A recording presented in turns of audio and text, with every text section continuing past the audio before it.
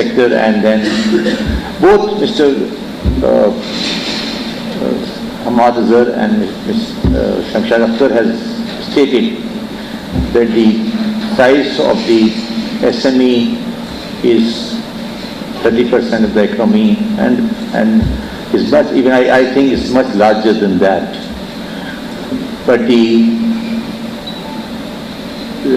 finances available and finances which are availed by these sectors are 7% or even less than that. We can have a long list of subjects, and we can relate it to different aspects of the matter. But let me very candidly say and very bluntly say that one of the reasons that the financing is less is that the SMEs are not properly documented, so they are not eligible for financing, and the documentation is not there because of the impediments which are created perceivably or relatively by FDR, by the taxation system. Let's be clear on this. And I will just give you some of the statistics, then you will be able to understand what I am trying to say.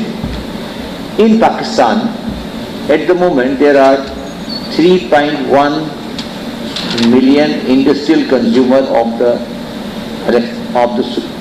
electricity. Industrial and commercial consumers are 31 lakh. Industrial and commercial consumers are there in Pakistan. Industrial and commercial consumers. And technically, all of them should have been under the tax system. Out of them, only 43,000 are under the sales tax system. So you can imagine the 3.1 million consumers of the industrial and commercial sector who are actually SMEs, and the people who are registered under the sales tax, all of them should have been technically, except for some reason, the number of sales tax registered person or people who are filing sales tax are only 43,000 or something slightly more than that. So this shows the relationship between the documentation on what I say on our side, means taxation side, and the reality of the existence of the SME in Pakistan. So one of the fundamental reasons why the SME sector remains informal, then once they remain informal, that the documentation is not up to the mark to be eligible for financing, is the paradoxes about taxation system, I would say. There is a belief and there is a system, and I can say there is a trust gap between the SME and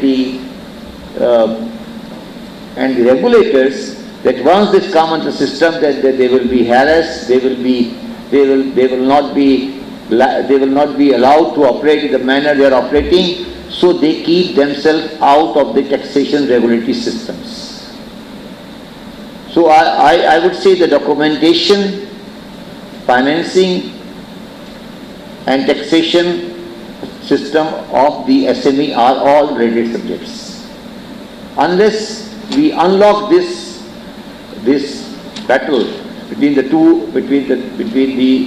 conflicting forces, that there is a very wide, I would say, resistance or pressure of SME not to come under the taxation system, there will always be a difference between the SME which exists in the country, in the economy, but those who are formalized in the documentary sector and those who are in the taxation system. The problem which have arisen in the past, why these SMEs are not able to come under the taxation system. We have to understand it.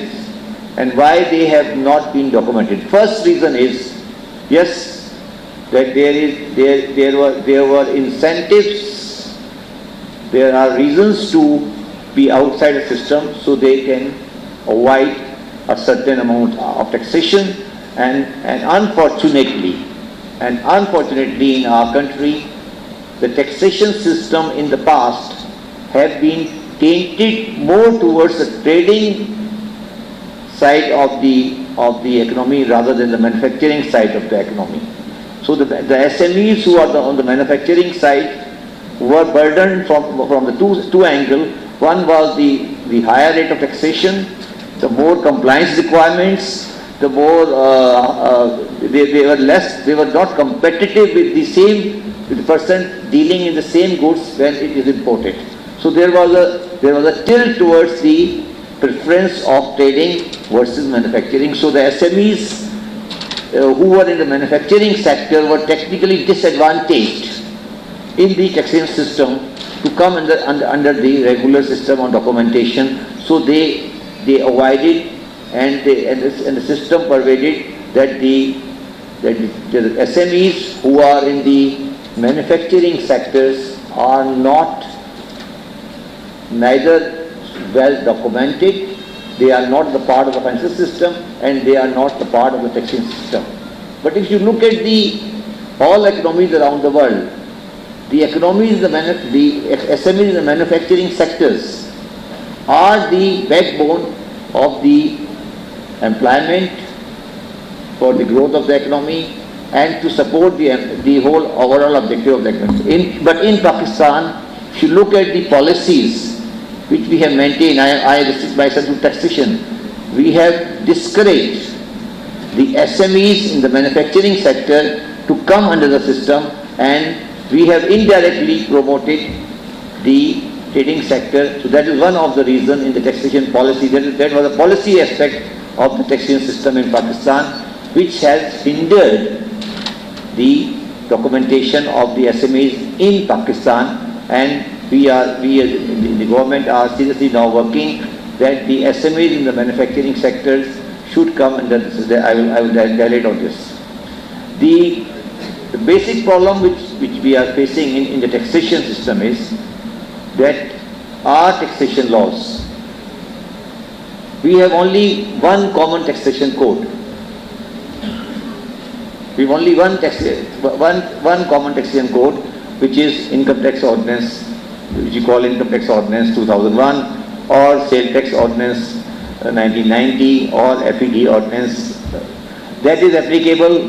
By and large, the provisions are same, whether you are a large bank like Habib Bank of Pakistan, or you are having an SME running with 50 people, with 10 people in Gujranwala. So the laws, the regulations, the procedures, by and large the nature of filing, by and large the nature of documentation, they are the same. So we have not created a taxation friendly environment for SME to be in taxation. So we feel they want to avoid taxes. Yes, there may be tendencies in some of the cases to avoid taxes, but at the same time we have to accept our position from the tax administrators that we have never tried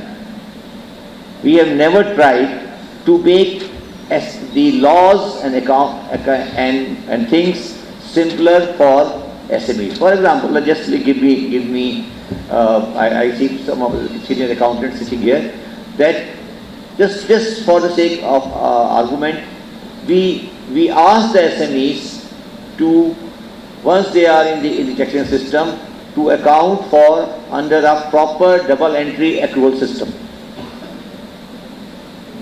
with all the jargons of accountancy and the complication of accountancy in the system, to be built in transfer pricing, anti-avoidance provisions, negative thin capitalization provision, and things like that. They are all applicable for the SMEs also, technically speaking. So we have technically made the laws inapplicable or non-applicable, or technically it's very difficult to operate in an environment where the regulatory environment is not conducive. Once if I am running a small factory with 10 people in Gujranwala, will I be able to hire an accountant or a chartered accountant to make books for me which are acceptable to the taxation people? So as I said, our regulatory framework is not conducive for SMEs to come into the system. The second aspect is, which we have to accept it and we have to realize it, that the perception of the people who are in the SME sector about the department by and large is not very comfortable. They feel that once they come in, they will be harassed. There is as I said at the beginning, there is a trust gap between the taxation regulatory authority and FBR and the SME sector. So there are two aspects. One, on the one side, we have a very difficult system to operate, and on the other side there is a very big trust gap. So all of this has led to a very simple conclusion that that all of the people say, if I am SME, I should be out of taxation system. This is in their mindset. And once that mindset is there, or I have to make the books in a manner which are not conducive or are not relatable to my real business. When the books are not conducive or relatable to real businesses, then it is very difficult to get them finances, because they don't have a balance sheet or wealth statement to present to the bank for getting finances. Because I can get only finances on the basis of my financial statements, and those SMEs don't have financial statements of the quality which is required to finance them. So this is the basic handicap. Similar, just like the taxation system, in the accounting system, in the institute of chartered accountant, they have laid down certain procedures for accounting and for SMEs, but they have to be more simplified and they have to be more conducive to what is the ground reality of Pakistan. But keeping in my view, my experience in Pakistan, that the basic problem comes in, the financing comes in for SMEs, because SMEs generally start as a family business. They are generally family business. Once they achieve a certain level and they remain outside the mainstream taxation system, and they remain outside the mainstream accounting system and the finance system, once they achieve a certain level, then there is always a gap. That the business has become very big, but the wealth statement and the balance sheet is not corroborating those facts and figures. And that is, I have worked for 30 years in the professional finance, and I see that is the main problem of the SME operation in Pakistan. Because when they want to switch from a non-documented sector to a documented sector, there is no base. There is no ground to start from where they can be part of the documented system. And to be very correct, all the amnesties we give in the taxation system is actually fill in that gap.